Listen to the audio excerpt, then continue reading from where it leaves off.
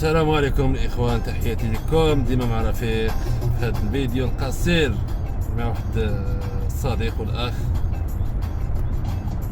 واللاعب سابق للنهضه الرياضيه البركانيه اللي غادي يكون متواجد معايا في هذا الفيديو القصير، واللي غادي ندردشوا مع شويه في كره القدم. اللاعب هو سي إدريس حمدان اللي راح متواجدين معاه شادين الطريق. سي إدريس، تحياتي لكم، مرحبا بك. تحياتي السي رفيق، تحية رياضية بركانية جميع البراكنة في مكان. تحياتي لك خويا إدريس ومرحبا بك، وتحياتي كاع خوتنا البراكنة لا داخل المغرب وخارج المغرب. هادو هما اللاعبين ديالنا اللي كما نقولوا غادي نقولوا بمؤسسين تاعنا هاد التبركال، وكما كانوا يشاهدوا الجيل اللي قبل والجيل اللي قبل والجيل اللي قبل، غادي نشوفوا بركان في هذه المرحله اللي كتفوز بالالقاب، فريق عالمي، فريق اللي من الاقوياء، حتى هادو عطاو الاضافه ديال الفريق البرتغالي. اليوم كان معنا، كنا في واحد المقابله تكريميه للاعبين القدماء للنهضه البركانيه، وواحد المقابله اللي كانت رائعه اللي شفت فيها بزاف ديال اللاعبين اللي خدموا واحد المستوى رائع، السي إدريس حمدان، السي محمد بن رباح. بكل صراحه اللاعبين اللي مازال عندهم يعطيو في كره القدم قدموا واحد المقابله كبيره، وحتى انا لعبت معاهم، ولكن شفت المستوى ديالهم. انا كنلعب وكنتبع المستوى ديال اللاعبين، مستوى عالي. السي إدريس شي كلمه للبراكنه، وشي كلمه لنهضه بركان، وشي كلمه للفوز نهضه بركان باللقب، وشي كلمه لنهضه بركان ان شاء الله بالفوز بالكاف. أول حاجة كنباركو بعد الفريق ديالنا الغالي على الفوز ديالو بالبطولة الوطنية، وكذلك الصعود ديالو للنهائي ديال الاتحاد الافريقي. وبهذه المناسبة كنتمناو له التوفيق في هذا النهائي، ونتمنى الكاس يكون نصيب نهضة بركان كما عودنا.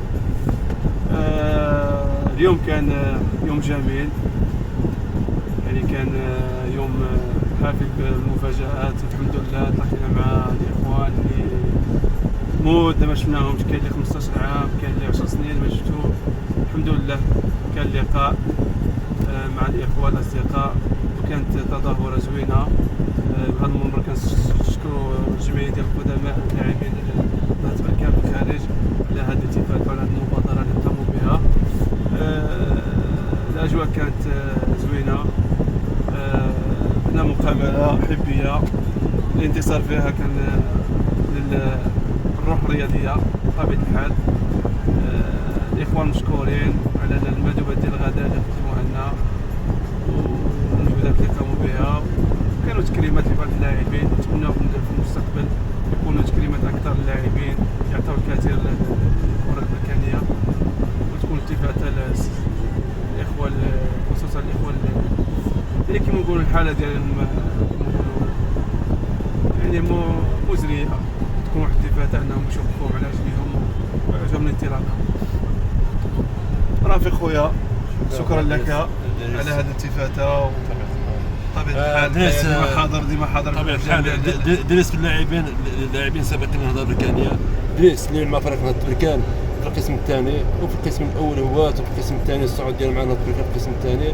دريس كان احسن اللاعبين اللي كان غادي يكونوا في الكره البركانيه، ولكن اللي كانت الاصابه ديال المتكرره هي اللي خلات دريس شويه كان يغيب عن الميادين. ودريس اللاعبين اللي كنحتاجوهم في النهضه البركانيه، وما كانش لو كان جا في هذا الوقيته دريس وكان يكون احسن مهاجمين في نهضه بركان.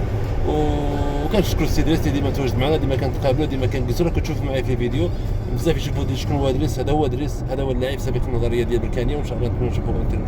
اخوان، تحياتي لكم. بعد الفيديو مع رفيق، ان شاء الله نشوفكم فيديو اخر، ضيف اخر. تعرفوا هذه قناه ديال الجاليه، كل مره فيها ضيف جديد ومازال كاين الجديد. تحياتي لكم من رفيق ومن خويا إدريس حمدان.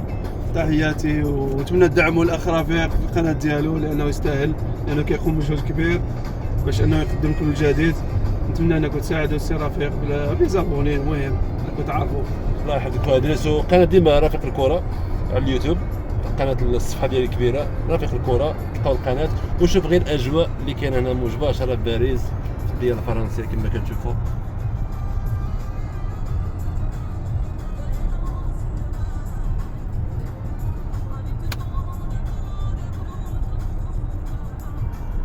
تحياتي لكم مع رفيق.